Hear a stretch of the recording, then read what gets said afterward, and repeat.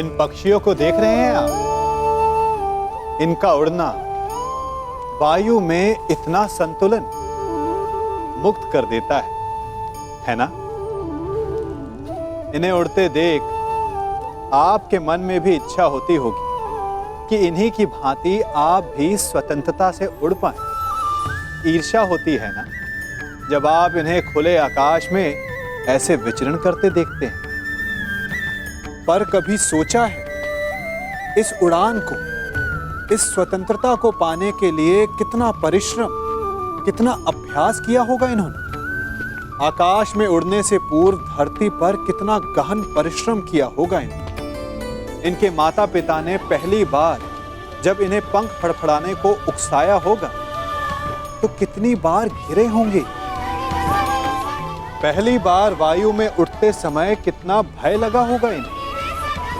अपनी पहली उड़ान के पश्चात धरती पर उतरते समय गिरकर कितनी चोट खाई होगी। इस उड़ान का, इस स्वतंत्रता का ये मूल है। यदि आप ये दे सकते हैं तो अवश्य आप भी इस स्वतंत्रता को पा सकते हैं। इन पक्षियों की भांति ही अपने चारों ओर जब भी आप किसी सफल मनुष्य को देखें तो उससे ईर्ष्या ना करें। उसके परिश्रम और पीड़ा को समझने का प्रयास करें जो उसने यहां तक पहुंचने में पाई है। प्रेरणा लें, प्रयास करें और स्वयं भी सफल हो जाएं।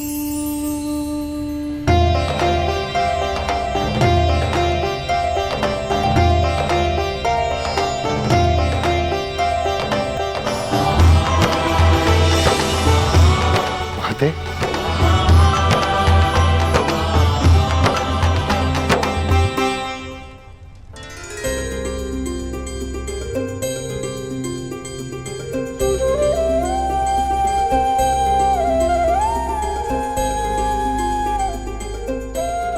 तेरह वर्षों से ये आंखें तुम सबको देखने के लिए तरस रही हैं।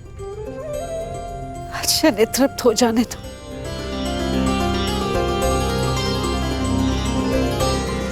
तुम जानती हो 13 वर्ष की इस परीक्षा में मेरे पुत्र सफल क्यों हुए? क्योंकि तुम इनके साथ थी, तुम इनकी तारनहार हो। ईश्वर की कृपा है कि बुरा वक्त समाप्त हुआ।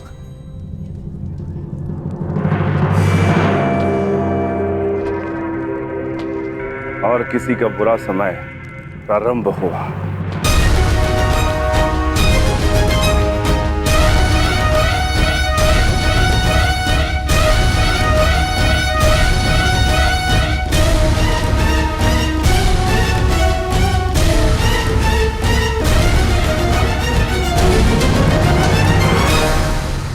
महामहिम भीष्म की जय! महामहिम भीष्म की जय! महामहिम भीष्म की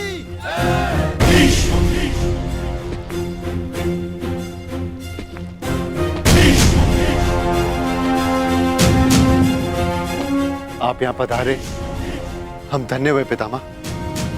प्रणिपात। आयुष्मान भव।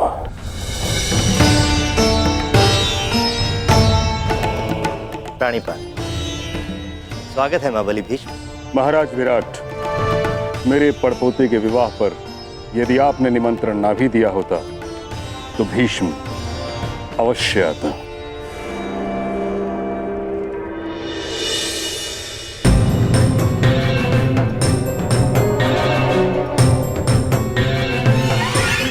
आइए महाबली भीष्म।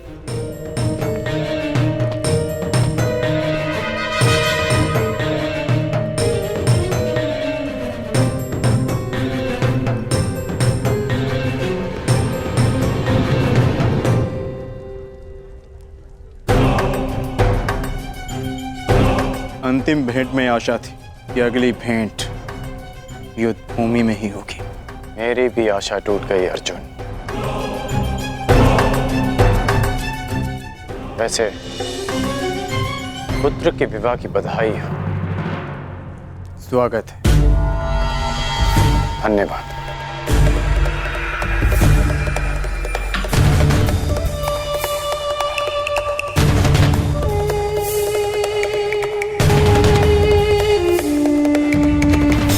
प्रणिपात।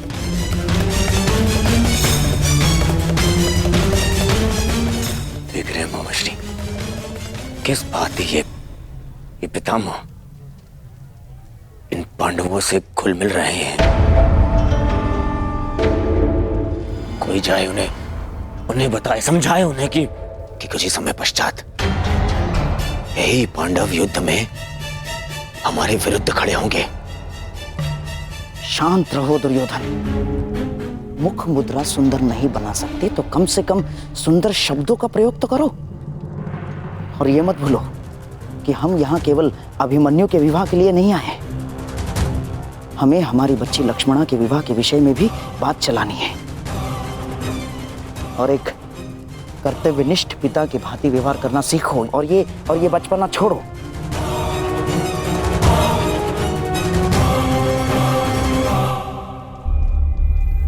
पिताश्री, अब तो सभी अतिथि आ ही चुके हैं ना, अब आप भी तनिक मेरे साथ बैठिए। मुझे आपको कितना कुछ पता है। 13 वर्षों पश्चात आपसे मिलना हो और इतना समय भी नहीं मिला कि आपको बता सकूं कि मैंने क्या क्या सीखा। अवश्य।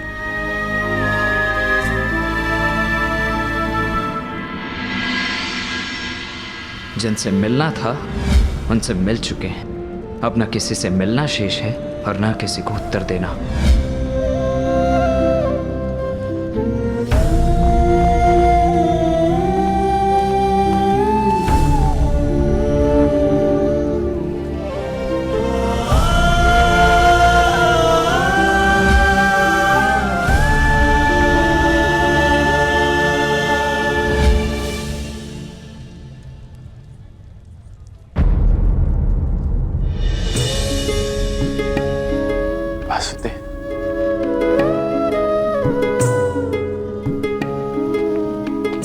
प्रणिपात वासुदेव, क्षमा कीजिएगा, मैंने आपको देखा नहीं। कोई बात नहीं अंगराज। मनुष्य का मन जब व्यथित होता है तो कई बार वो अपने आसपास की वस्तुओं को देख नहीं पाता।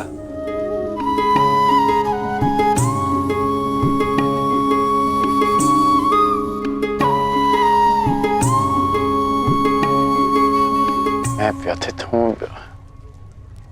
ये आपको कैसे ज्ञात हुआ? लगता है तुम भूल गए अंगराज। सारथी हूं, योद्धा का मन पढ़ लेता हूं। अभिमन्यु को देखकर तुम्हें वृषसेन का स्मरण हो आया ना?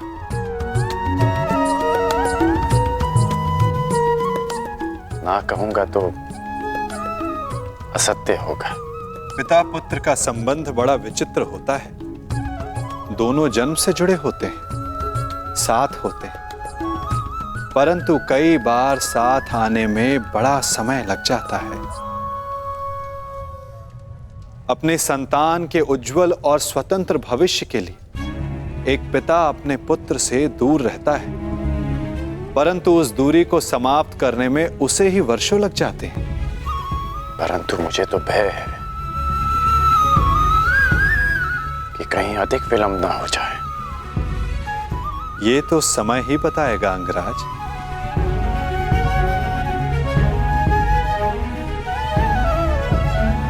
अच्छा वासुदेव, शाम कैसा है? वो आपके साथ नहीं आया? वो अच्छा है अंगराज। उसका यहां आने का मन नहीं था, इसलिए साथ नहीं आया। परंतु मन की गति बड़ी चंचल होती है अंगराज, क्या पता कब बदल जाए। वासुदेव क्षमा कीजिएगा, परंतु मेरे पूछने का एक और तात्पर्य है। आपका आपके पुत्र से संबंध कैसा है? मैंने कहा ना अंगराज, पिता पुत्र का संबंध बड़ा विचित्र होता है। मेरी दशा तुमसे भिन्न नहीं है और मैं भी प्रारब्ध नहीं बदल सकता।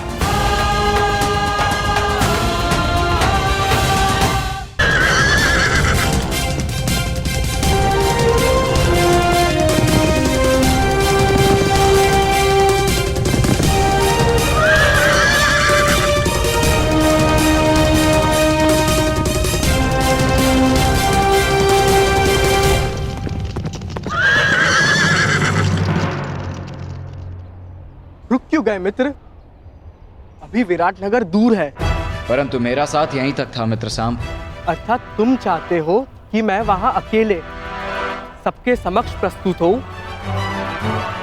नहीं मित्र, तुम मेरा साथ नहीं छोड़ सकते। मैं तुम्हारा साथ नहीं छोड़ रहा हूँ मित्र, मैं यहीं तुम्हारी प्रतीक्षा करूंगा। परंतु ऐसा क्यों? जब तुम यहाँ तक आ ही गए हो तो मेरे साथ क्यों नहीं चल सकते? क्या बात है मित्र? क्योंकि आने वाले पल तुम्हारे प्रेम लक्ष्मणा से तुम्हारे मिलन के सुखद पल हैं मित्र। मैं उसे बिगाड़ना नहीं चाहता। परंतु ऐसा क्यों होगा? तुम भला कोई बाधा क्यों डालोगे? क्योंकि कौरव वहां आए तो मेरे पिता भी अवश्य आए होंगे। मेरे पिता भी वहां है। हमें उन्हें अनदेखा करना है। कुछ बातें अनदेखी नहीं की जा सकती मित्र। मैं उनसे अंतिम भेंट करके आया हूं। यदि अब भेंट होगी तो विध्वंस होगा, और मैं ये नहीं चाहता। ऐसा नहीं है वृषसेन।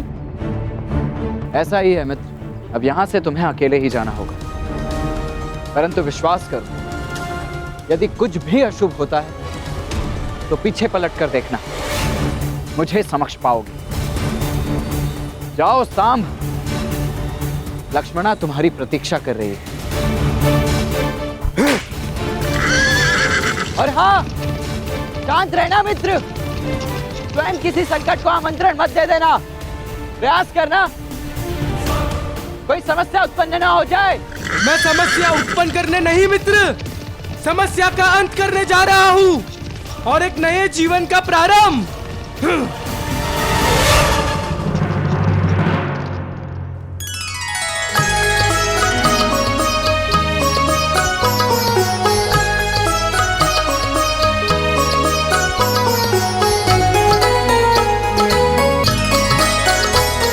आपके लिए वो महत्व रखते रहे जिन्होंने आप पर उपकार किया या जिन्हें आपने वचन दिया, परंतु मेरे लिए सबसे अधिक महत्वपूर्ण मेरा परिवार है।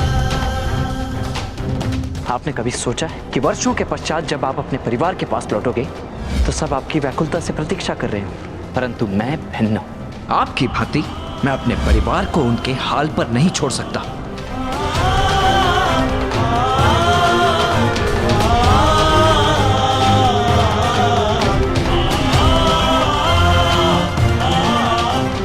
ईश्वर से प्रार्थना है कि अब जब कभी भी हम एक दूसरे के सामने आए तो एक दूसरे के विपक्ष में ना हो, कि यदि ऐसा हुआ तो हम दोनों में से कोई एक ही जीवित बचेगा।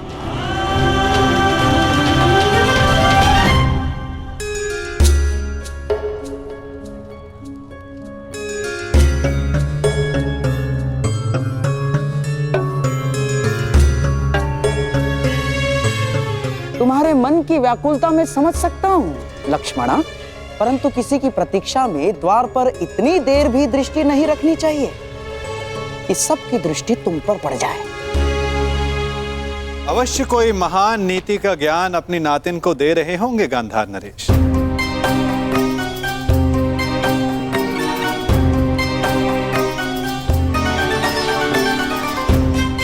प्रणिपात। तुम्हारी मनोकामना पूर्ण हो पुत्री। प्रणिपात करने का एक लाभ ये होता है कि आशीर्वाद स्वतः मिल जाता है ना गांधार नरेश? वैसे ये बताइए, आपको उत्सव का प्रबंध कैसा लगा? अति उत्तम वासुदेव, आप ही की कृपा है बस। मेरी कृपा? उत्सव विराट राज का है और आप प्रशंसा मेरी कर रहे हैं। और किसकी करूं वासुदेव? आप जहां जाते हैं वहां सब कुछ आप ही के मन से तो चलता है। भिक्षुक पांडवों को ऐसा राज संबंध दिलाना, हारे हुए योद्धाओं को फिर से स्फूर्ति दिलाना, ये आपके अतिरिक्त कौन संभव कर सकता है वासुदेव? भला आप ही बताइए, कौन सोच सकता है कि जो कौरव विराटनगर की ईंट से ईंट बजा देने का स्वप्न लिए बैठे थे, वो विराटनगर का आतिथ्य स्वीकार करेंगे? ये योजना बना पाना, उसे सफल करना आप ही के तो बस में है वासुदेव। इसीलिए आप प्रशंसा के पात्र हैं।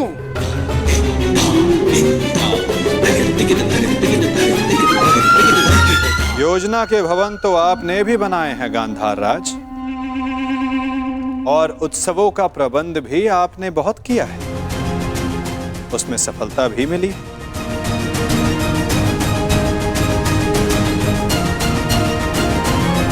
योजना के भवन तो आपने भी बनाए हैं गांधार राज, वो बात और है कि उसके लिए आपको प्रशंसा नहीं मिली। परंतु एक बात के लिए मैं आपकी प्रशंसा अवश्य करूंगा कि हस्तिनापुर के इतने महान दिग्गजों को यहां लाना कोई सरल कार्य नहीं है।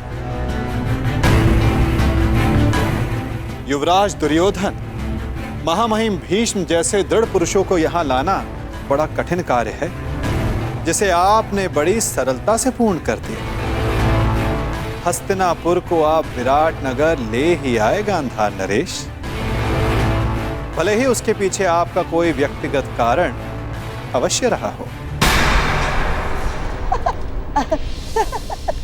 मेरा क्या कारण होगा वासुदेव? क्या कारण होगा मेरा ना? अरे हाँ, मैं यहाँ सबसे मिला, परंतु आपका पुत्र सांब कहीं दिखाई नहीं दे रहा है। क्या वो आमंत्रित नहीं है यहाँ? जिसे आना हो उसे आमंत्रण की क्या आवश्यकता? और यदि आपको सांब की कमी अनुभव हो रही है तो तनिक उधर देखिए गांधार राज।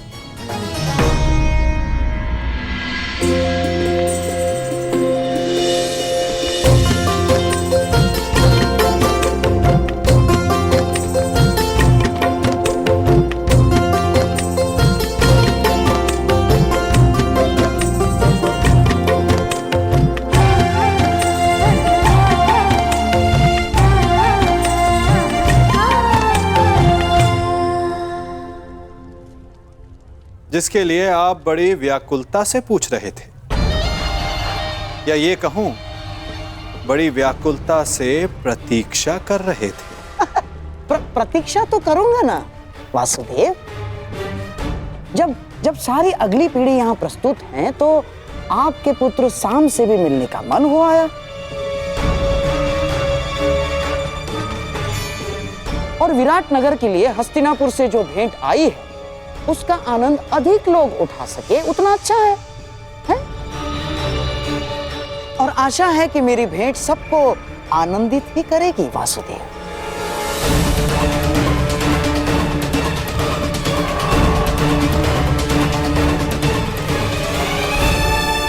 आज्ञा दीजिए वासुदेव, मैं उत्तरा से मिलके आती हूँ।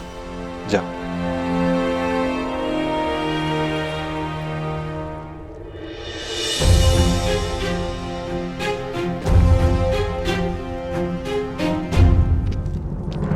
सांब,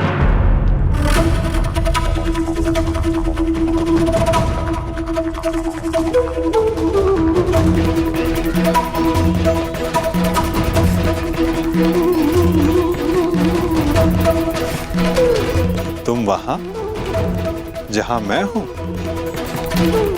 आश्चर्य हुआ तुम्हें देखकर। आश्चर्य नहीं, सौभाग्य है आपका पूजनीय पिताश्री। ये मत समझिएगा कि आपको लेकर मेरे विचार परिवर्तित हो गए। बात केवल इतनी है कि आज मेरा मन आनंद में था, बस उसे बांटने के लिए मैं अपने संबंधी के विवाह में चला आया। तुम उनमें से नहीं हो सांब जो केवल अपने मन के आनंद के लिए कुछ कर जाए। यदि तुम यहां आए हो तो अवश्य कोई छिपे हुए मंतव्य के साथ आए हो। पुत्र हो मेरे, इसे मेरी मंत्रणा समझो या चेतावनी, परंतु कुछ भी ऐसा मत करना जो अनिष्टकारी हो। वैसे पूरा भारतवर्ष एक महायुद्ध के ज्वालामुखी के मुख पर बैठा हुआ है। उस युद्ध को प्रारंभ करने का कलंक अपने सर पर मत ले ले।